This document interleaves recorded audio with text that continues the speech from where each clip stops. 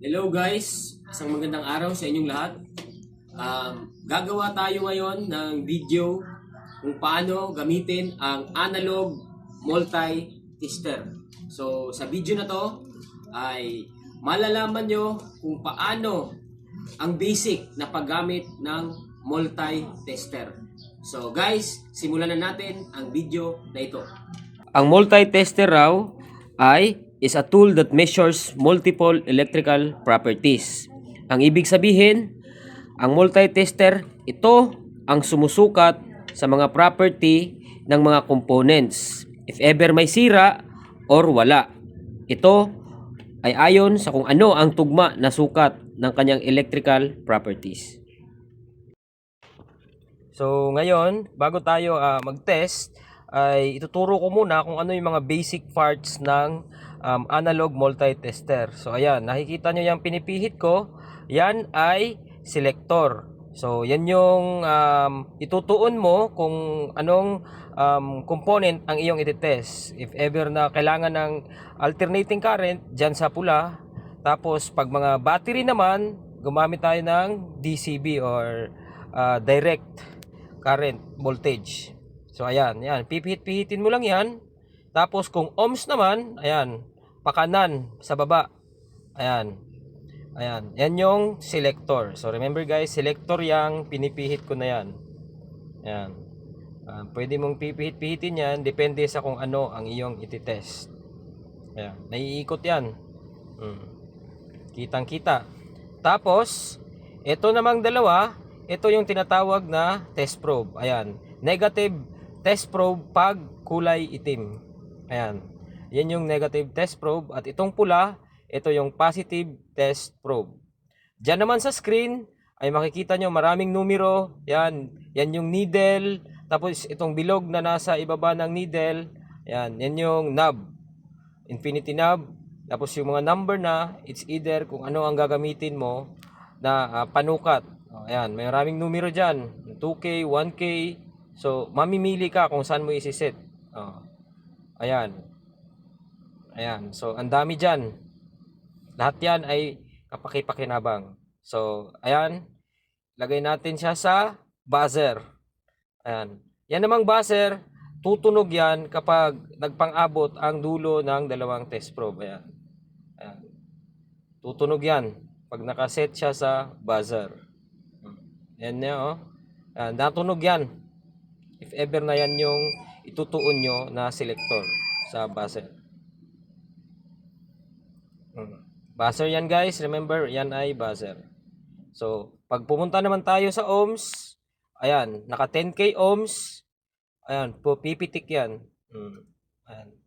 Ganyan yun pag wala pang component na tinitest kung nagana ba ang analog multi-tester. Ganun-ganun lang guys, ha. So, first, dito muna tayo sa kung paano i-detect kung lost contact ba ang wire. So, meron tayong dalawang wire. Susubukan natin kung ano ang sira at alin ang gumagana. So, gagamit tayo ng ohms. Okay? So, set natin yan. Tingnan nyo. Set natin muna sa times 1. So, eto na guys. Sige, titingin kayo sa screen ha. So ayan, yung dalawang test probe. Check natin kung gumagana yung dalawang test probe. Ayan. So gumagana. So set muna natin to 0 0. Magkabilaan guys ha, dapat naka 0 0. Ayan. So kuha tayo ng isang wire. Check natin kung alin dito ang gumagana at alin ang sira. So ilagay natin yung isang test probe sa magkabilang dulo. Yung dalawang test probe. Ayan. Ayan, pumitik. Kita nyo sa screen. Pagpasensyahan nyo medyo napalayo yung screen nung multi-tester. Ayun. Napitik. Pumunta yung needle sa kabilang dulo. Ayan. Pag tinanggal mo, babalik. Ayan. Ibig sabihin, yung wire na yan yung hindi pa lost contact wire. So, yun yung wire na nagana. Tapos, try naman natin tong isa. Ayan guys, tingnan nyo. Ilagay natin ng test probe sa magkabilang dulo. Walang reaction. So, ibig sabihin, yung wire na yan ay lost contact. So, wala yan. It's either may naputol or may nakagat or anumang dahilan na yan ay nasira. So, ayun guys, ganon ang pag-check kung if ever na meron kayong mga wire na gustong i-check, it's either nagana or hindi pa nagana para maagapan nyo kung pwede pa ba itong gamitin. Ngayon naman, susubukan nating i-test itong dalawang kapasitor kung alin ang gumagana at alin ang sira. Ayan, nakikita nyo yan? Isa dyan ay sira at isa ay gumagana. Then, iset natin siya sa ohms. Eto. Ilagay natin sa times 1. Then, gamitin natin, kunin natin yung dalawang test probe. Dapat dyan ay pipitik pabalik. Pag yan ay pumitik pabalik, ibig sabihin, gumagana. So, susubukan natin siya ng baliktaran. Lagay natin sa kabila yung negative test probe, tsaka yung red na test probe. Tingnan nyo guys, yan, hindi pa siya pumipitik. So, yan, hahanapin natin kung saan siya gagana. If ever na hindi talaga gagana, ibig sabihin, yan yung sira. Tingnan nyo sa screen. Tingnan nyo tingnan nyo sa screen. Yan, zoom natin sa screen. Naka times 1 yan Ayan. Yan nyo. Ito, didiinan natin ng konti. Ayan, pumitik. Nakikita nyo ba? Ayun siya. Ibig sabihin, ang kapasitor na ito ay gumagana. Ibig sabihin, ito ay good pa. Ayan. Nakikita nyo yan. Tinuturo ko yan, Ngayon, ilipat naman natin sa times 10. Okay. So, naka times 10 na siya. Dapat mas angat yung pitik. Ayan. Lipat natin sa 1K. Ayan. Malinaw na ito ay gumagana pa. Ayan. Pag bumalik yan, ibig sabihin, yan ay nagana. Ayan guys. Yan yung pag-check kung gumagana ba ang kapasitor. Ayan. Kita nyo, dahan-dahan siyang bumabalik pagka diniinan. Ayan.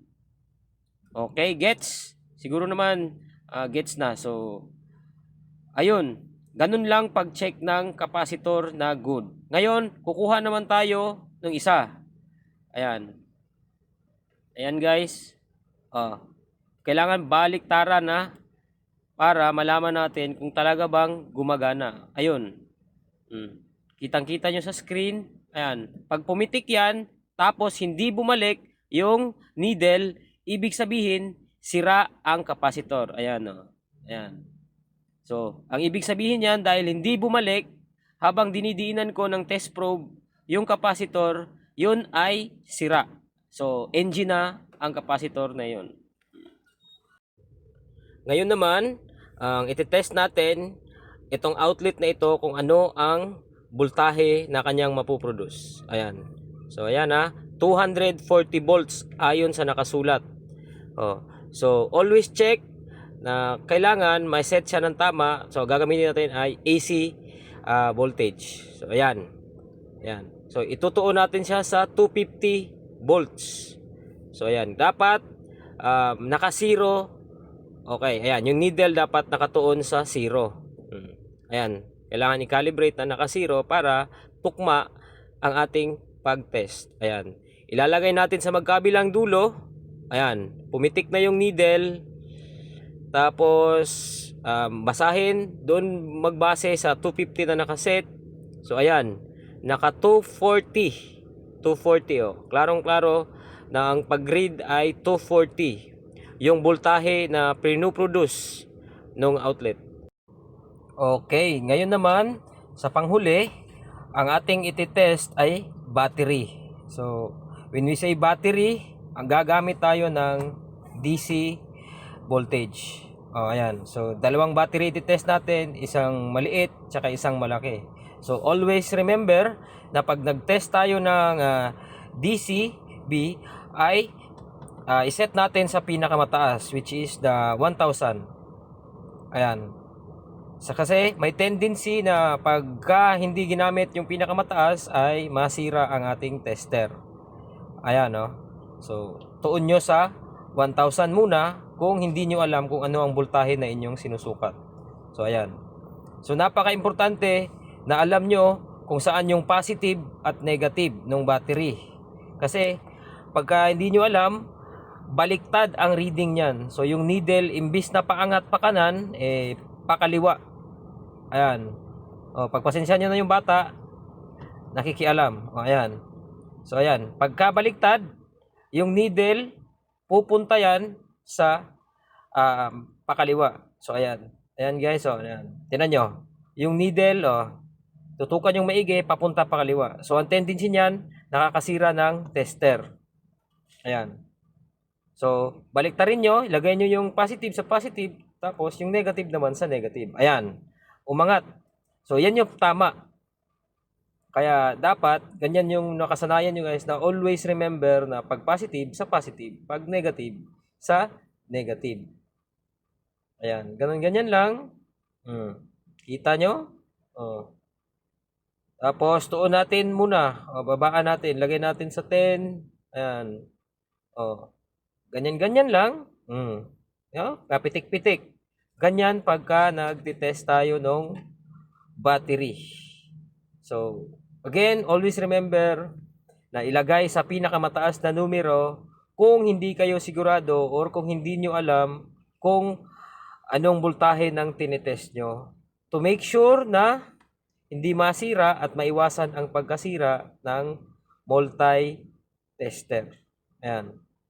Ganyan, Kung saan nakatuon, kung wari 10, titingin ka doon sa 10.